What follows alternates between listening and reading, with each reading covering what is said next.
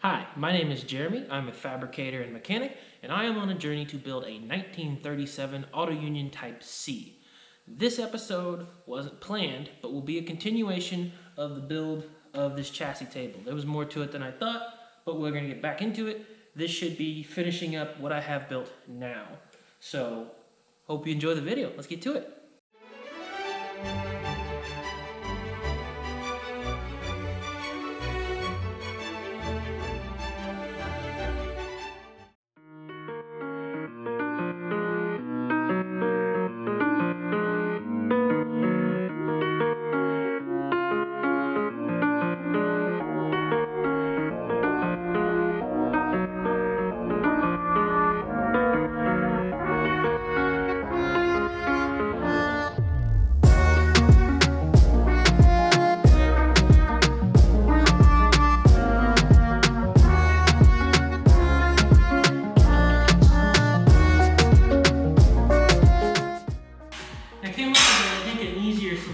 On my Boeing problem. Boeing is in like Boeing, not just in flying away Boeing.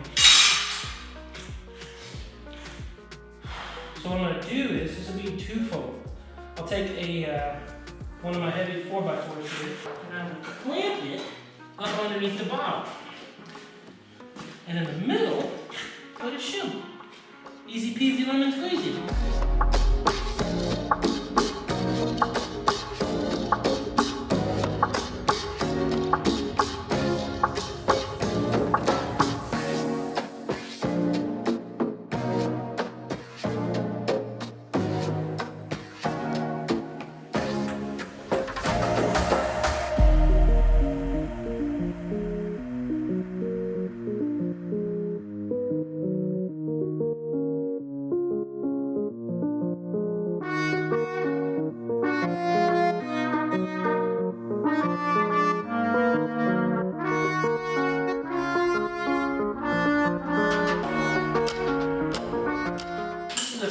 Jack.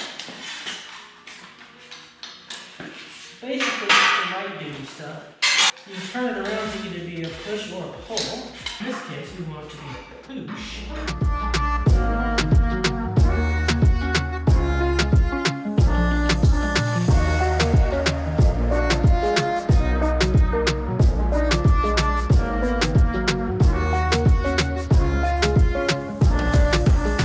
Our center beam finally in.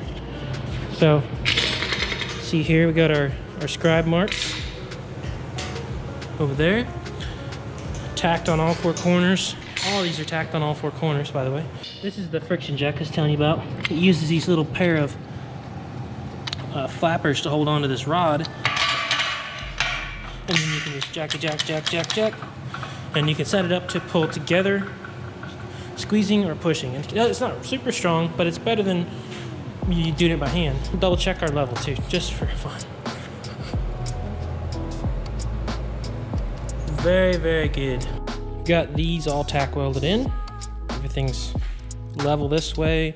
The center rib has a bit of a wave to it, so I'm having to take these shims when I clamp this bar to the bottom here, and then clamp the center either down or up, depending. Every 24 inches on center from the center, so it's a little bit longer here, but then they're all going to be equal until we get down to the far end over here. But I got to do some more cutting. This is where the cold cut saw really comes in handy, because it cuts these probably 4 times as fast as an abrasive, and no dust, no heat in the material, much nicer finish on the actual cuts. You can see they're just, it's an all-around better deal than an abrasive saw. So we have all of our cross members in. They're just all tacked. Everything is very close to being perfectly level and perfectly square. It's within 1/64 of an inch probably. I'm gonna move around over it a lot, doing like a, do a weld here, and then probably like a weld here, and then one over here, and one down there, to try to even out any warping effect. I'm gonna do all the verticals first. They'll only pull it in this plane. So that's not as big a deal. Once all those are done, that should stiffen it up quite dramatically. Then I'll do all the tops here, because that can affect in this plane, which is much more of an issue. So, and the same thing there, I'll be moving around quite a bit. 6010 is pretty nasty stuff to work with, so I'll be wearing a little mini respirator under the hood. Makes a big difference.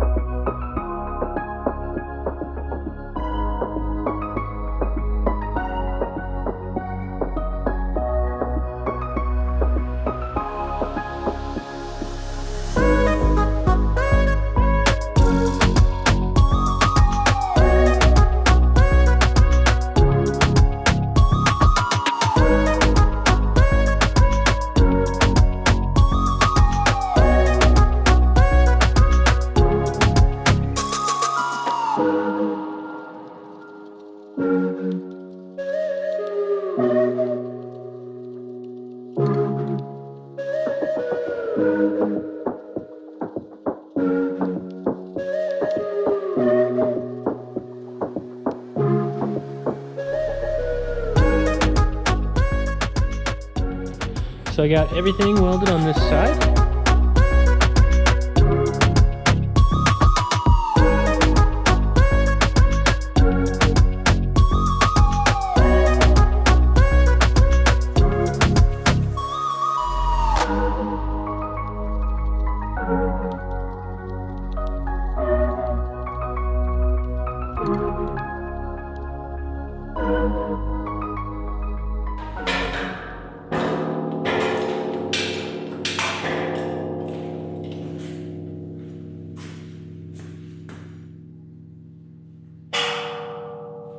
That's a good sign that it rings like a bell. That means it's pretty much a continuous piece. Every member should make the same noise. Dang. Let's try all the crossovers to see how they sound.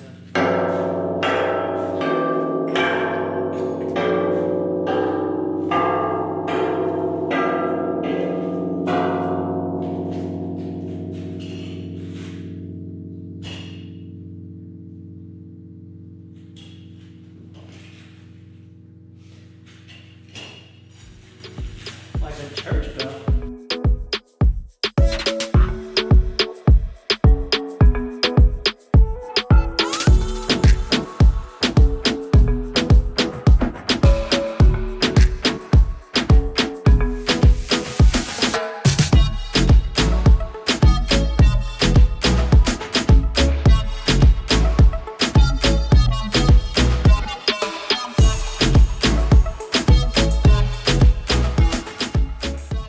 Have a plan now for the legs to adjust to get the table level after it's all done. 3/4 inch by 10 all thread with a bunch of nuts to fit it. I'm gonna weld a nut in the center of the bottom of each leg. Cap that with a plate, probably 1/4 inch or something, more than adequate. Then I have 6 of these that are nuts for this, but I've drilled them out. That way they can slide. More importantly, they can spin. And I also have 6 of these, which are just 2-inch discs cut out of 3/16 steel. Weld the drilled out nut to that, and then we'll be able to stick the leg in there. Boom, boom. That way it can rest on the concrete, the leg can spin inside of it, and the leg won't be skating around all over the concrete or damaging the concrete. Plus it'll give it a little bit bigger footprint, you know. I want the table to be 28 inches tall, so we'll probably cut the legs to 22 because the tabletop is 4 inches, so down to 24. We'll probably cut the legs to 22. That'll give us enough room to have both the foot and then a second nut welded to the rod to be able to screw it up and down. And then also have enough room to pull this out and let the table down onto the casters, which there'll be 1 on each corner. The center 2 legs will not have casters. And that way you'll be able to suck the feet up and shimmy the table around wherever you need it in the shop, put the feet back down, level it, good to go. As far as I know, that's all I have left to do is the legs, and then we can flip it back over and level it up and start making stuff on it. So let's get to cutting legs. I think I'll cut them 22 inches. I think I already said that. Why have I said this so many times? I don't know. This is my setup for doing them. Just clamped my coupon actually to the table. First thing to be made on the table. Then sprayed everything down with anti-spatter, just as a precaution.